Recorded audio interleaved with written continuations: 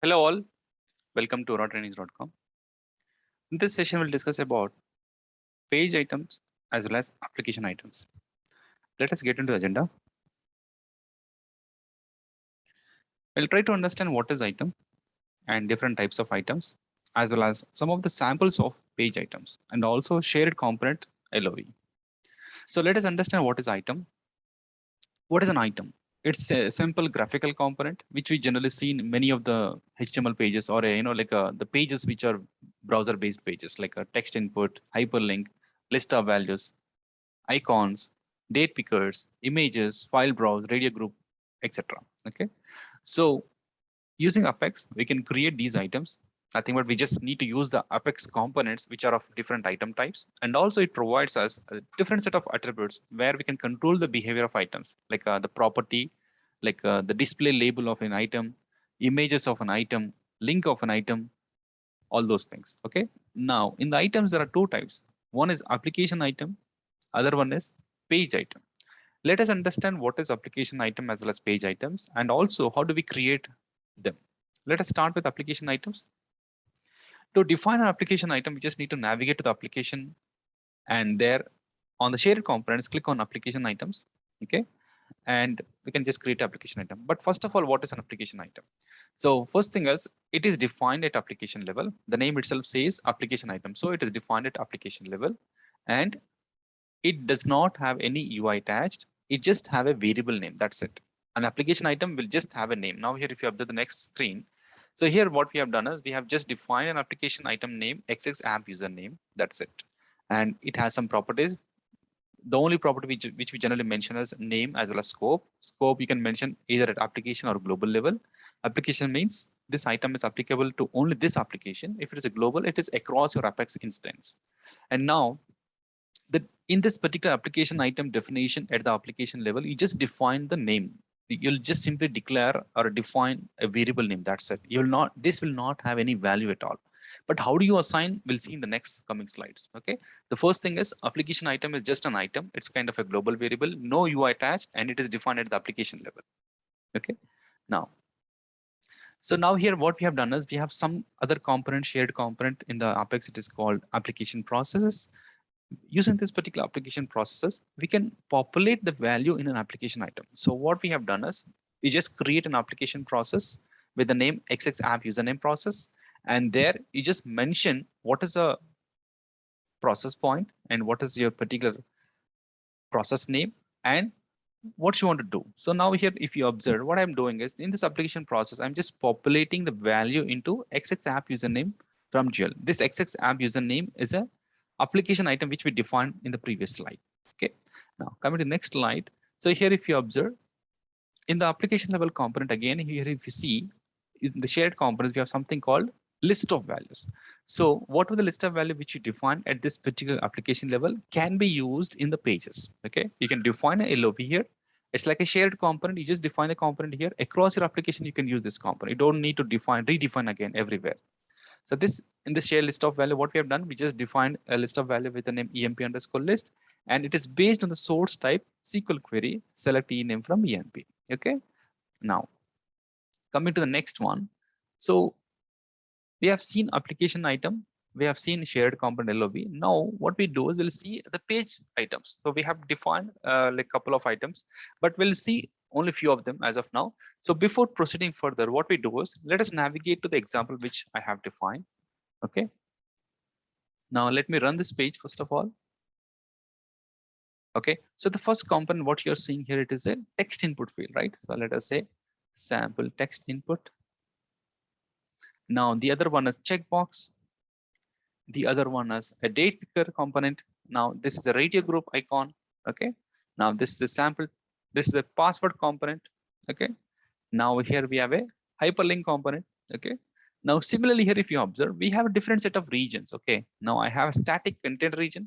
I have some kind name called user data region, and also other thing like application item region. Okay. And also the LOB. Okay. Now what I do is, now let us say I'll simply, before entering any data, I'll just remove this content here and click on get values. Okay. Now this get values, what exactly it will do is it is trying to retrieve all the values from these components which we have mentioned here. Like here, if you observe, text field value was sample text input. Checkbox value, it is yes because we checked it. Date picker value is this one. Password here, if you observe, test at the rate 123, and radio group value, it is Y because we have checked it. And also switch value is Y because we checked it. Right now, what I'll do is I'll just uncheck this one, and similarly, I'll just make it as no.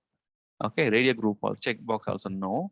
And let's try to again click on get values and see what happens now.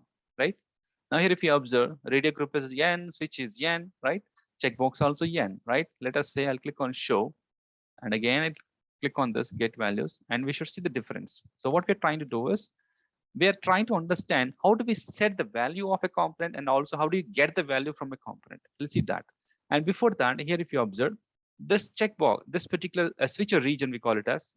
So here, when I uncheck this one, like let us say if I move to left side, what will happen is this application item region, there is a component here which shows the username that is not getting shown. Let us say if I just again, if I try to, let me just minimize and so that we can easily observe that. Yeah, let us say if I just click on show, now we could see this component, right? Let me try again. Okay, so dynamically this is either getting shown or not based on the value of this component. Okay, now the major important thing is how are we getting the value for all the components in the text area based on the button event, right? Let us see that. So here if you observe on the button event, what we have done is get values button. So we have defined a processing here. We have defined a processing get button process. So in the get button process, what are we doing? We simply assign the value into text area component.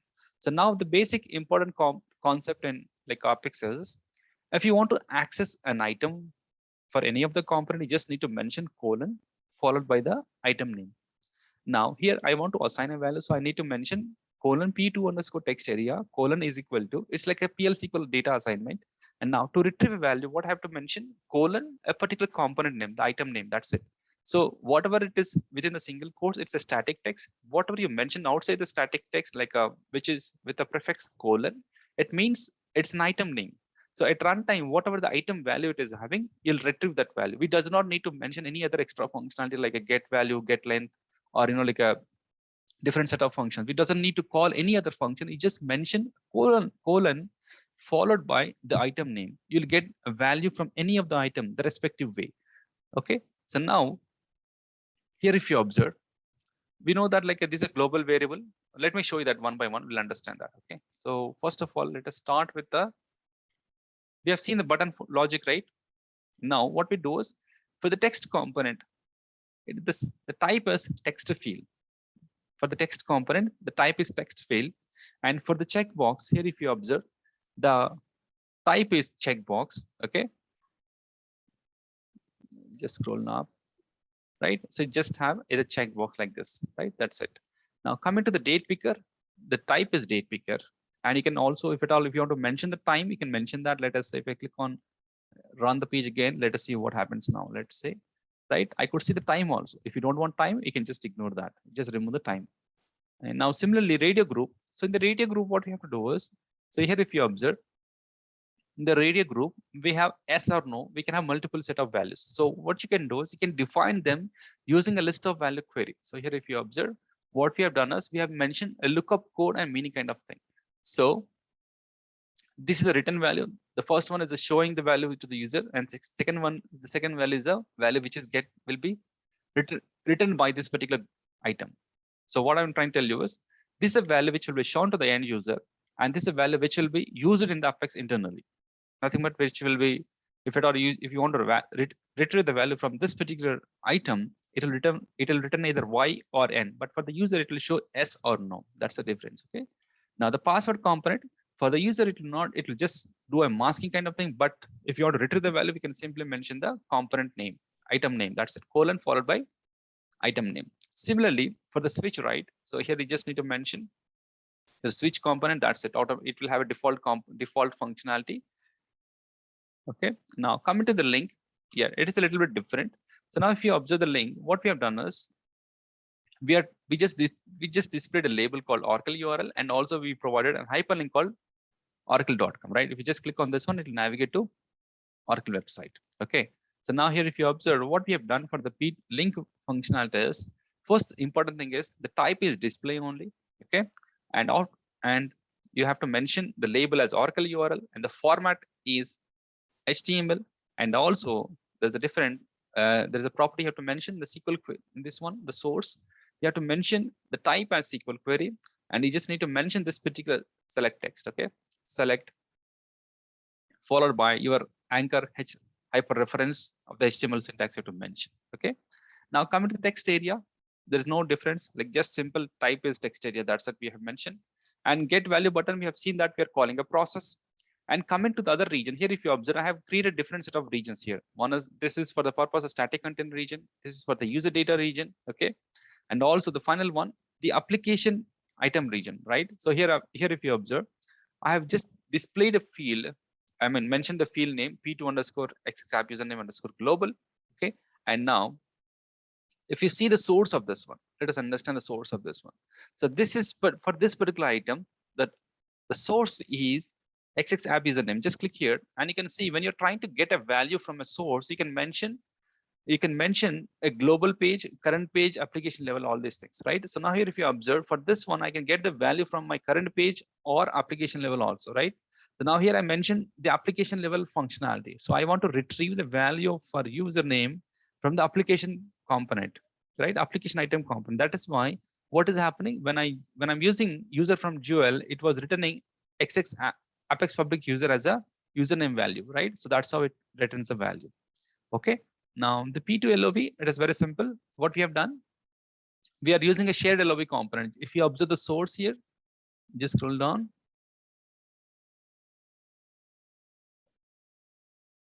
Okay, let me show you that. So here, this is the type as pop-up LOB, right? And then layout, appearance. Yep. So in the list of values here, if you observe, what are we doing? We are just simply using the list of value as shared component, right? The type is shared component. Once you select the type as shared component, it will automatically provide the list of shared components which are available, and you can simply use that, right? So here in this sample, like we have covered almost the like a majority of the items which we generally come across, right? So the major important thing you have to understand is like how do we create an item and how do we handle a dynamic action? Yeah. One more final thing is how I'm handling the dynamic action for this one, right? The show region. So here, if you observe the dynamic action, what we have done is we have created two actions. One is switch action for hide, switch action for show. So switch action for hide, what are we doing? If at all, if let us start with the switch action show. So what will happen? Let us say I want to show the item when the switch action is Y, right? If the switch action is Y, I want to show this particular item. Okay, show this item, which item action is show, and this global item I want to show, right? Now similarly, I want to hide when the switch value is N, and which item I want to hide? This item. So this is how we can handle the switch action. Okay, of course there could be other possible ways, but this is one of the easiest way I thought to have to handle it. Okay, yeah. So this is all about the different set of items in the Apex. Okay, thank you.